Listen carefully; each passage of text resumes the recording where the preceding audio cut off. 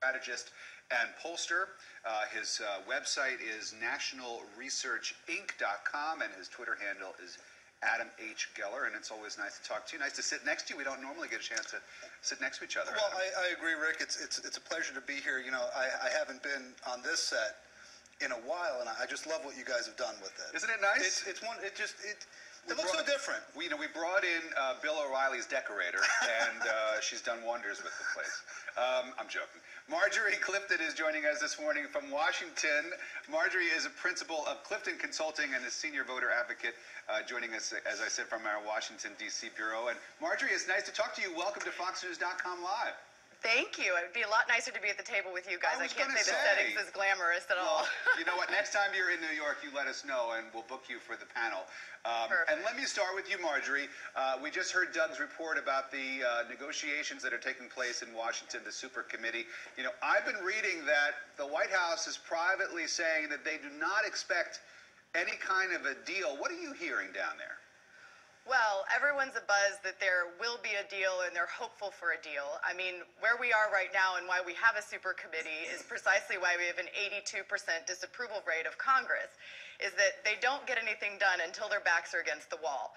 And, you know, as we learned in 2008 in November, when we were dealing with the bank bailouts, they don't tend to act until there's an emergency. You know, in the case of 2008, we had an 800-point drop in the Dow, and now we're looking at doomsday if we don't get something done. So I think everyone's hopeful. I mean, I think Jeb Hensarling said it best. He's the co-chair of the super committee. This is going to be a kiss your sister deal no matter what it is. Everyone's going to have to compromise, and we're hopeful that they're willing to do so.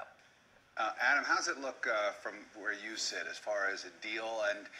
And you know, we heard from Doug in Doug's report that they could end up punting on the whole thing and just doing away with the trigger mechanism anyway, which I think just sounds so ridiculous. Like, why come up with it? Why vote on it and pass it if you're not going to follow through on it? Well, what happens is if they don't come up with an agreement, of course, you know, there's going to be across-the-board cuts. From the Republican perspective, you know, there's the spin and then there's the reality. The spin is that, hey, here's Pat Toomey, who all these conservatives trust, and he's coming up with this plan for $300 billion in new revenue. Well, new revenue, of course, we know what that means, new taxes. Well, doesn't necessarily mean new taxes. I've heard from a number of Republicans over the last couple of days that revenue can be raised by closing loopholes and doing things other than raising taxes.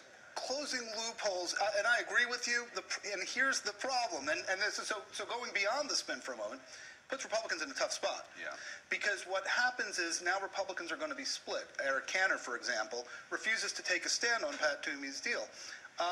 Because to some Republicans, closing loopholes, what does it do? It raises taxes on somebody who maybe didn't have to pay it before. In some ways, they will twist the logic and say it is a tax hike. At the end of the day, though, it is true that it is going to be, and that's a great phrase, a kiss your sister kind of deal. Everybody's going to compromise. There's going to be two things that are going to happen. There's going to be taxes that go up, and there's going to be other kinds of entitlement reform. I would think something that Democrats are not necessarily in favor of, yet it seems to me that that's going to be, at the end of the day, something that they're going to have to give a little bit on as well. Marjorie, how does that sound to you? Yeah, no, I mean, I agree. There's going to have to be compromise. I mean, I think within the Republican Party, it's a little bit stickier because of those who did sign on to the no tax revenue situation. And so it's going to hurt, but somebody's going to have to make a decision. Otherwise, we're going to be, you know, up a creek. And I think the Secretary of Defense has been a great voice on that. I mean, as you look at it, it's better to have this be a calculated cut than across the board cut. I mean, I kind of look at it as, you know, if a family's budgets all of a sudden get tight, they're going to sit down and make a very specific decision. We're going to cut travel. You know, we'll cut out the expensive car. But in this case, there would be across-the-board cuts, which would mean the mortgage payment was cut and the food budget was cut along with the travel. So we have to be very, I mean, these are tricky times, and it's really critical that a decision is made. You know, Marjorie is right. You know, the across-the-board cut is supposed to be, in some ways, almost the punishment for not coming up with an agreement. It's like, come up with an agreement or else. And, you know, there are some people out there, I mean, and I read public opinion polls all day long, and they'll say, Cross the board cut, you bet, go for it. But the reality is if these guys can come up with an agreement, and the cuts are more targeted, and there is some entitlement reform without, again, getting Democrats to agree on that, and raising some revenue, I mean, that would clearly benefit, I think, the country, and I think would be better for us in the long haul. And then, is that a victory, Marjorie, before we move on to Republican presidential politics? Would that then be a victory for the president, less than a year out now before Election Day?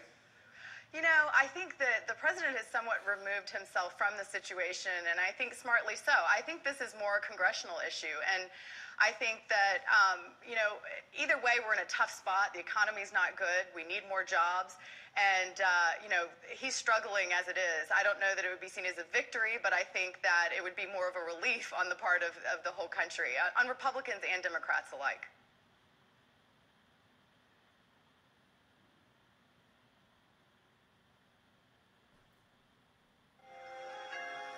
This is Kim, about to feel one of his